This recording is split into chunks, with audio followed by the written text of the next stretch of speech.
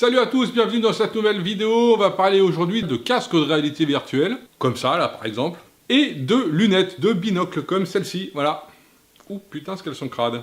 Alors l'idée c'est d'explorer un petit peu la compatibilité entre les deux, parce que le plus simple c'est de mettre à la fois ces lunettes et par-dessus on met le casque de réalité virtuelle. Mais des fois c'est pas si simple parce qu'on a pas les bonnes lunettes, c'est pas la bonne taille, ça rentre pas dedans, ou c'est pas le bon casque, ou ci ou ça. Et surtout il y a quand même un risque important, c'est qu'on risque de mettre en contact les verres de nos lunettes avec les lentilles du casque de VR. Et le souci c'est que l'un ou l'autre, ou les deux, peuvent se rayer. Et ça peut être particulièrement chiant.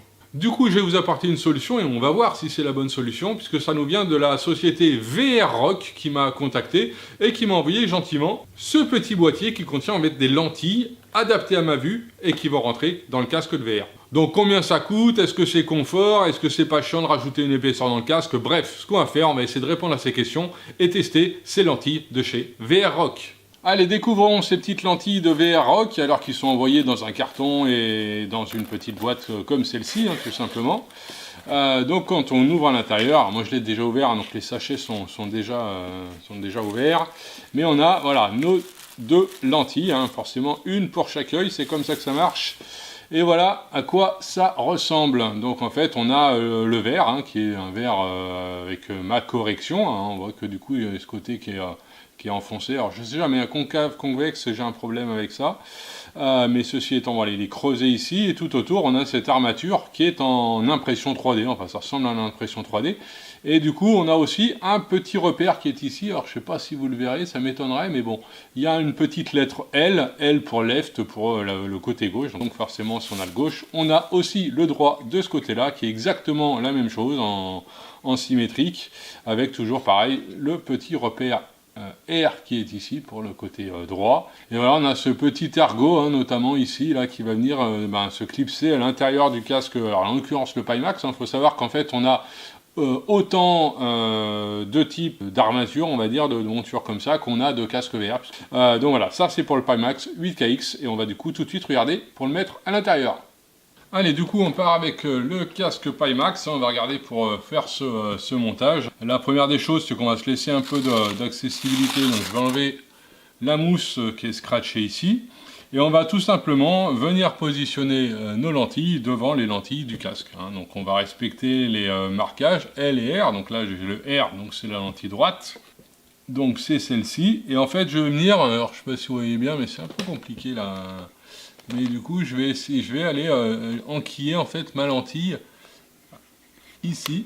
Je vais la mettre sur le dessus là. Il y a une petite démarcation. Et puis ensuite, je vais la plaquer de l'autre côté en faisant attention à la petite protection de nez qu'il y a ici. Donc je vais le reprendre comme ça pour faire ça plus simplement. Voilà, je dégage ici, je viens la basculer dessous. Et ensuite, elle viendra se poser tout simplement à l'intérieur, et ensuite voilà, une fois qu'elle est positionnée à l'intérieur, après je peux la glisser pour l'ajuster de gauche à droite, et on met la deuxième. Vous voyez, c'est relativement simple, donc même opération. Je dégage ici, je viens mettre mon petit ergot là qui est au dessus, derrière la petite languette, hop, et je viens ensuite à poser ma lentille à l'intérieur. Voilà, tout ça. Donc c'est positionné, voilà. Après on peut toujours régler les écartements, donc on va voir on verra ce que ça donne. Voilà, une fois que j'ai fait ça, voilà, mes lentilles sont en place, donc je vous laisse. Donc voilà, donc mine de rien, ça fait quand même une petite surépaisseur, donc c'est la question que je me pose, c'est de savoir si ça va pas gêner. Donc on verra bien. Maintenant, ce qu'on fait, on remet notre petite mousse de protection. Donc voilà, écoutez, le casque est remonté, il ne reste plus qu'à le mettre sur la tête et tester tout ça.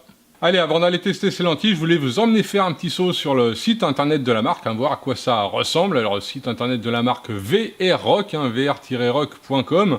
Donc voilà, on tombe du coup sur ce site-là. Et on voit les différentes catégories de casques de VR pour lesquels on peut avoir des lentilles avec une correction. Les Oculus, les Valve, les Sony, machin, bidule, tous les produits. Donc il y a vraiment de quoi faire. Normalement, peu importe votre casque, vous devriez pouvoir trouver ce que vous souhaitez. Nous, du coup, on va aller s'attarder sur le Pimax, le 8K. Voilà, c'est ce que j'ai pris. Hein. Quand on arrive du coup sur la page, eh ben, on voit les différentes photos qui nous montrent les différents clichés. Bon, ça, vous avez vu tout à l'heure.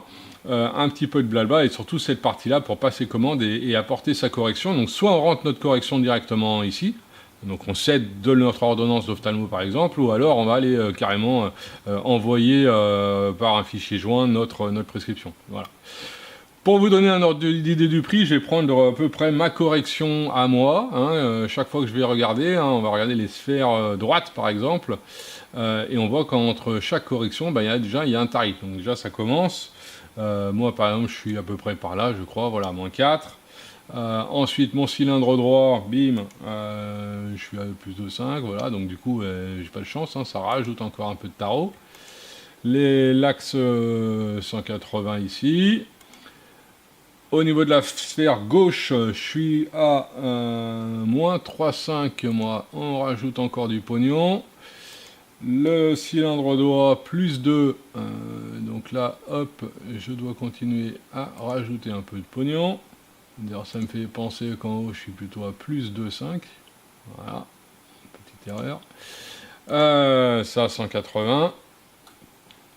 Ensuite, vous mettez votre EPD, donc l'IPD, c'est la distance interpupillaire. Alors, je ne sais jamais si des fois, il faut mettre la demi. Souvent, les ophtalmos nous donnent la demi-distance. Donc voilà, moi c'est 60 quelque chose, 60, 61, 62, je vais mettre ça. Et puis après, si on veut un filtre anti-lumière bleue, on rajoute, et si on veut un anti-reflet, on rajoute aussi. Et là on arrive déjà à 150 $ pour mes 2 lentilles. Mais voilà, une fois que c'est fait, il suffit après tout simplement d'aller ajouter au panier. Et ensuite, dans le panier, on fasse notre commande, et en passant notre commande, on aura du coup tout simplement la mise à jour avec les frais de port et tout ce qui s'ensuit. Donc voilà, vous avez pu voir comment ça se passe pour commander vos lentilles, vous avez pu voir les différents casques. Maintenant, on a pu voir que c'était quand même assez onéreux, hein. On parle de 150 $ à peu près, donc je pense qu'arrivé à la maison, on sera dans les 150 € avec les frais de port et tout le team. Donc ce qui veut dire que pour ce prix-là, faut quand même que ça vaille le coup. Et maintenant, ce qu'on va faire, on va vérifier si ça vaut le coup. Tout de suite.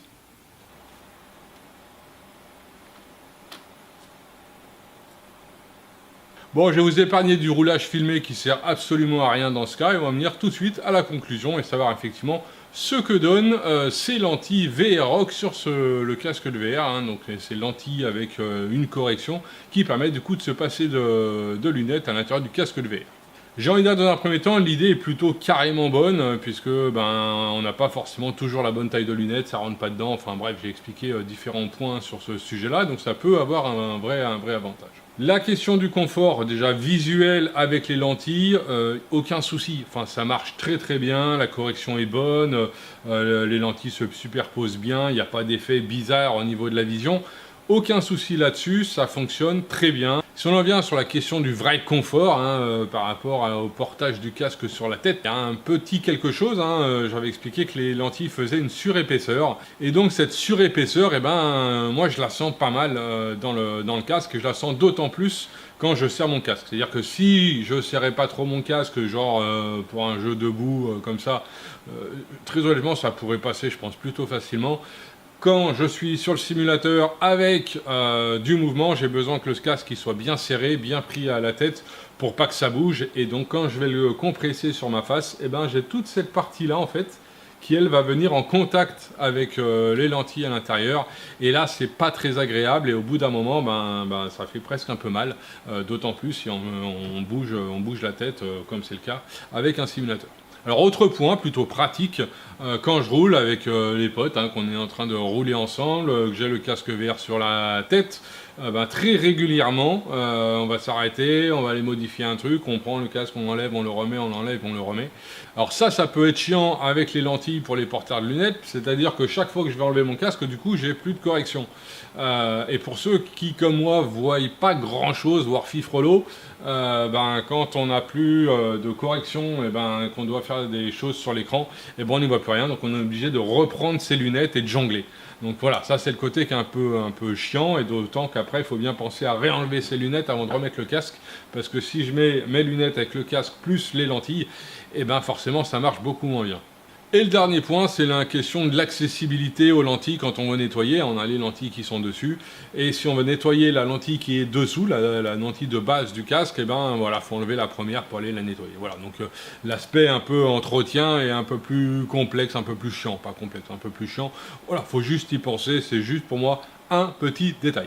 Donc globalement, qu'est-ce que je peux dire? Eh ben, je peux dire que le fait de mettre des corrections dans son casque, c'est plutôt une bonne idée, que ça peut plutôt bien marcher.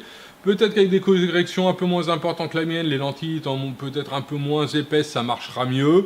Là, je trouve que quand même, c'est pas extraordinaire. Ça marcherait bien, mais pour mon utilisation à moi, c'est pas l'extraordinaire. J'ai envie de dire que, vu la taille de mes lunettes, le poids de mes lunettes et le fait que ça ne touche du coup jamais les lentilles, j'ai jamais eu de problème avec ce niveau-là, entre mes lunettes qui viennent en contact avec les lentilles du casque VR.